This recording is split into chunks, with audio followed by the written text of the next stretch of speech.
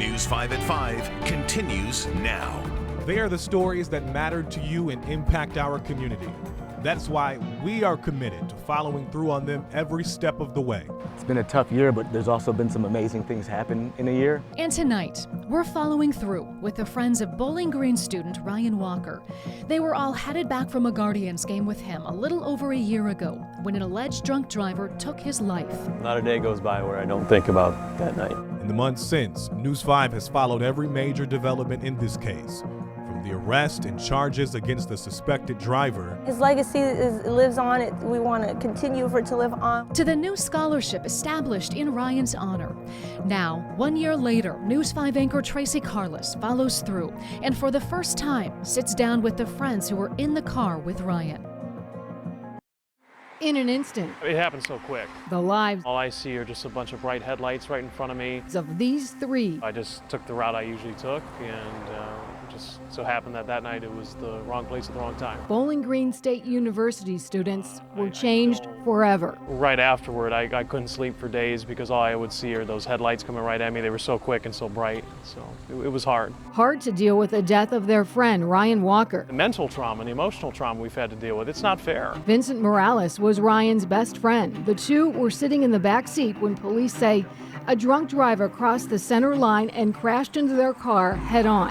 It happened on Route 6. Emotionally, mentally, it's a big life change for sure. They were just 15 minutes away from campus. Not a day goes by where I don't think about that night. The crash killed Ryan. Vincent spent 50 days in the hospital. He's had 9 surgeries and still has another one ahead of him. I used to be very active. You know, I would always work out, go play basketball, just do something almost every day. And now I can't do that because it hurts. Physical and emotional pain. At 20 years old, you don't expect to ever have to go through anything like this. It changes you. I think it changes you emotionally. For me, it kind of gave me a new perspective on life. It was the Sunday before Labor Day last year when Ryan, Vincent, Cooper Farrow, and Stephen Iwanek went to the Guardians game. They grabbed dinner and dessert, stopped at a bowling alley before heading back to campus. Stephen was in the driver's seat.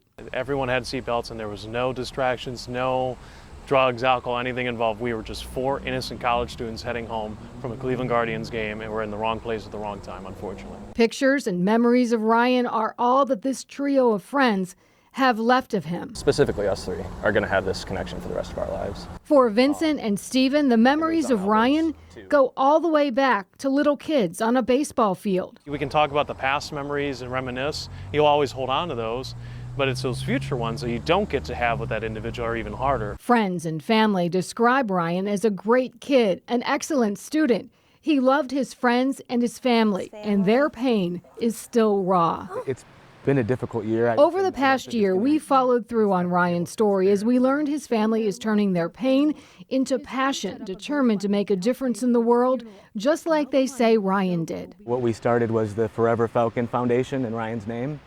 Forever Falcon because he was a Firelands High School Falcon and he was a Bowling Green State University Falcon. In November, we told you the foundation was starting a scholarship in Ryan's honor, and we were there as they gave away the first ones in May. They are also focused on changing Ohio laws. Ohio's penalties for drunk driving and repeat offenses is just a joke when you look at the different national penalties.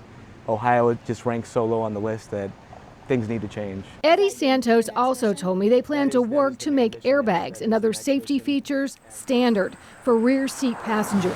This month marked a year since Ryan was killed. Family and friends spent the day how Ryan spent his last day, watching a Guardians game. Eddie delivered the game ball. And then, on the second pitch of the game, by the guy at the plate was wearing number 23, hits a foul ball, that ball that his brother delivers, and it lands right in his dad's seat. Like, how cool is that? So whether you believe in a higher power or whatnot, it's just hard to believe that's a coincidence. Ryan's baseball number was 23. Now his friends keep a reminder of him on their wrist. Ryan is close in thought and heart to those who loved him. It's been a tough year, but there's also been some amazing things happen in a year that let you know that you're honoring him as best you can, and that he is still nearby. I will continue to follow developments in this case, but if there's a story that you would like us to follow through on, email us at tips@wews.com. In Bowling Green, Tracy Carlos, News 5. Sandusky County Court found the defendant James Baker was incompetent to stand trial, but the court says the probability exists that he can be restored to competency. And the court ordered Baker to undergo treatment at Northeast Ohio Psychiatric Hospital for a year.